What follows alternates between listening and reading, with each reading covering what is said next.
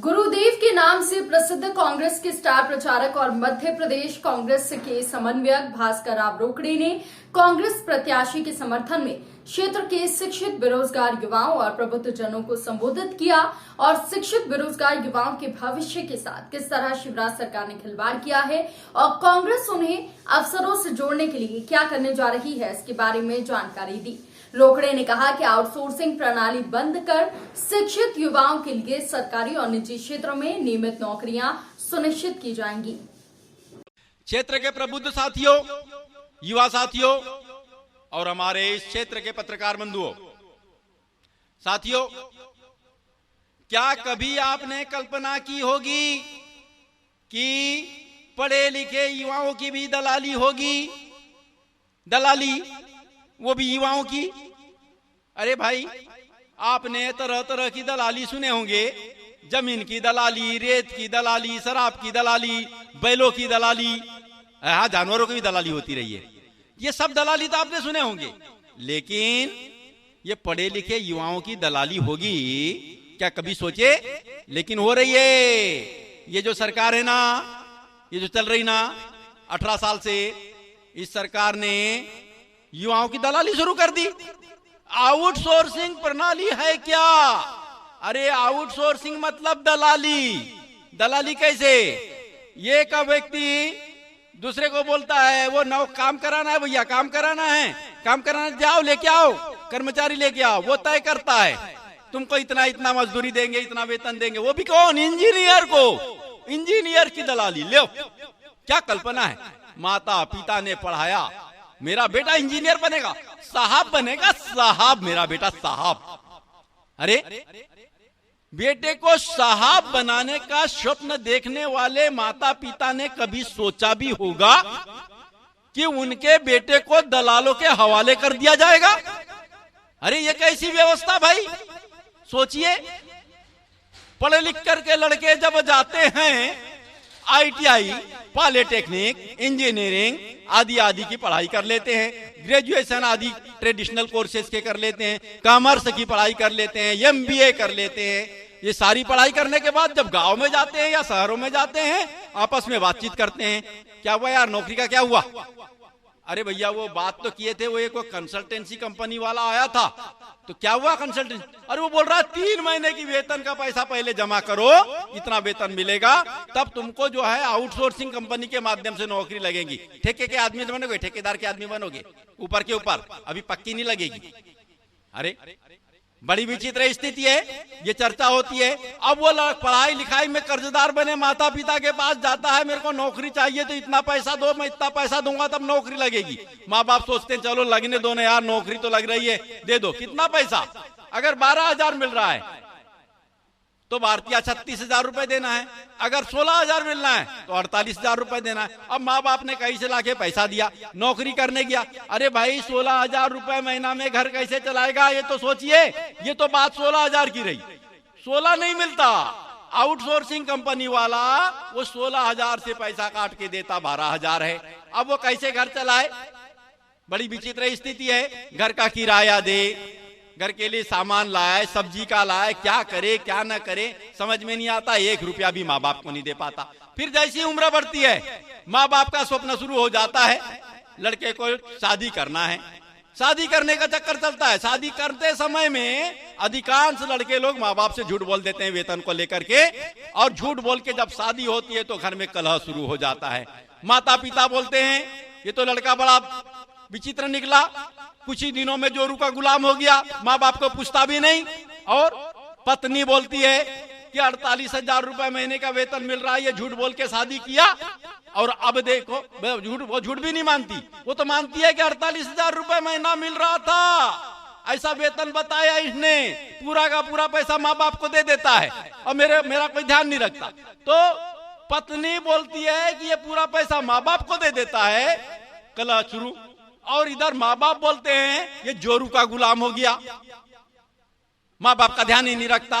दोनों तरफ से युवा पिस गए, परेशान हो गए, समझ में नहीं आता करे तो करे क्या। सरकारी नौकरी की तो बातें ही छोड़ दीजिए, सरकारी विभागों में भी, एमपीबी में और तो और वल्लभ भवन में हमारे शिवराज सिंह चौहान जो मुख्यमंत्री बने बैठे हैं, इनके बंगले में 90% पद सब आउटसोर्सिंग वाले हैं, सारे आउटसोर्सिंग। मध्य प्रदेश में हमने आंकड़ा उठाया, एक आईएएस अधिकारी ने बताया रिकॉर्ड निकालकर, क्या बताया भैया, 9,80,000 पदों पर, कितने? 9,80,000 भाई, 9,80,000 पदों पर सरकारी विभागों में, जिसमें सरकारी विभाग, निगम, मंडल, बोर्ड, जनपद, शासकीय उपक्रम सभी आ गए। उसमें 9,80,000 पदों पर आउटसोर्सिंग से भर्ती किया है भैया। 9,80,000, कितना वेतन? 8,000, 10,000, 12,000। और आउटसोर्सिंग के दलालों की कमीशन। और ये दलाल कौन है? ये हमारे बड़े बड़े नेताओं के क्या बैठे हैं, मुख्यमंत्री के भी एक साथी आउटसोर्सिंग का ही काम करते हैं। ये मंत्री जो बैठे हैं, इनके सब साथी दलाली का काम करते हैं। वो बैतूल के पास में एक जिला है, वहां के एक बहुत बड़े मंत्री हैं, वो मंत्री के माध्यम से 4 आउटसोर्सिंग की कंपनियां चल रही है। पूरे दलाल आ गए, युवाओं की दलाली हो रही है। कैसा जीवन है युवाओं का, ये सोचने की बात है। ये तो हुई सरकारी विभाग में। प्राइवेट में सारी के सारे प्राइवेट कंपनियों में आउटसोर्सिंग के कर्मचारी काम कर रहे हैं। 90% आउटसोर्सिंग के, नाम मात्र का वेतन मिल रहा है। कितनी बुरी स्थिति बन गई है। क्या करे युवा, कहा जाए? आत्महत्या करने की सोचे तो माँ बाप की चिंता सताती है, कायर माना जाता है। संघर्ष करना चाहता है तो संघर्ष करेगा, कहाँ मैदान उपलब्ध है जहां जाके संघर्ष करे?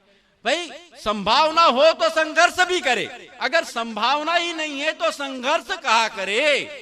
यहाँ तो उत्कर्ष दिखता नहीं, संघर्ष सूझता नहीं, आखिर भविष्य कहाँ है ये समझ में आता नहीं। तो साथियों, बेहद चिंताजनक बात है। और ये मामा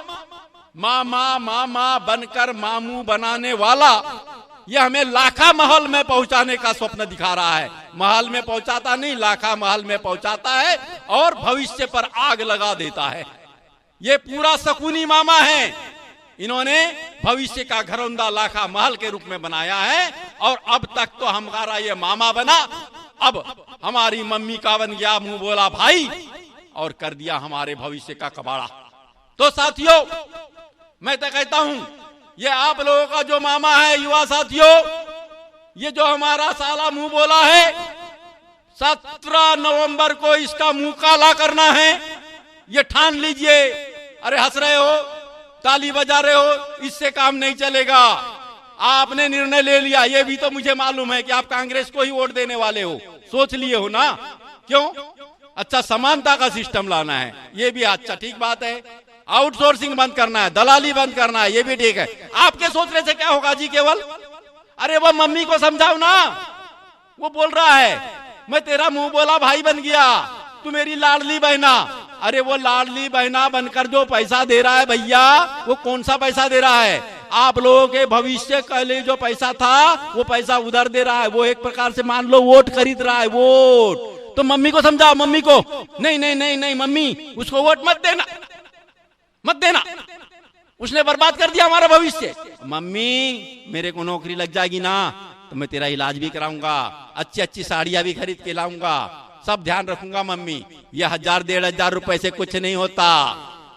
मम्मी मेरे की नौकरी की चिंता करो, कांग्रेस को वोट दो, कांग्रेस को। या आउटसोर्सिंग दलाली प्रथा बंद करना है, तब मम्मी समझेगी। पापा को समझाओ, पापा गलत है, मम्मी को बोलो पैसा नहीं लेना है, बेकार बात है। चलो मम्मी को समझाए, पापा को समझाए, दादा को समझाए, दादी को समझाए, भाई को समझाए, भाभी को समझाए, पड़ोसी को समझाए, सबको समझाइए भैया, तब बनेगी कांग्रेस की सरकार। और जब कांग्रेस की सरकार बनेगी, आउटसोर्सिंग प्रणाली से भर्ती प्रक्रिया पूर्णतः रोक दी जाएगी।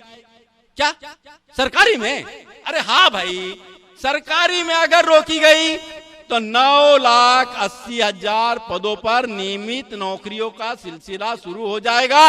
इतनी नौकरियां लगेगी, वैकेंसी निकलने लगेगी। और ये जो जितने प्राइवेट कंपनियां हैं, पीथमपुर, ये अपना मंडीदीप, अपना ये बोरगांव, अपना ये मालनपुर, अपना ये रीवा के पास का औद्योगिक क्षेत्र, अपना ये देवास के पास का औद्योगिक क्षेत्र, और ये सारे के सारे उद्योगों में 10,000 8,000 रुपए महीने में नौकरी करवा रहे हैं।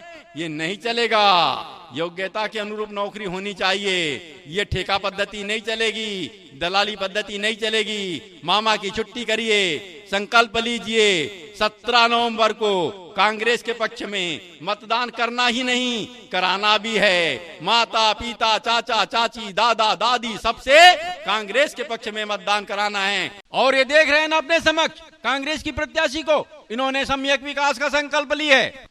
तो साथियों, इनका संकल्प तो तब पूरा होगा ना जब आप इन्हें वोट देंगे, जब आप इन्हें विधानसभा पहुंचाएंगे, तब ये विधानसभा में आपकी आवाज उठाएगी, और जब आवाज उठाएगी तो इस आशय का विधेयक पारित होगा, और जब विधेयक पारित होगा तो आपकी मांगे पूरी होगी, आपकी समस्या का निदान होगा। इसी उम्मीद के साथ मैं अपनी वाणी को विराम देने जा रहा हूं। जय हिंद, जय जवान, जय किसान।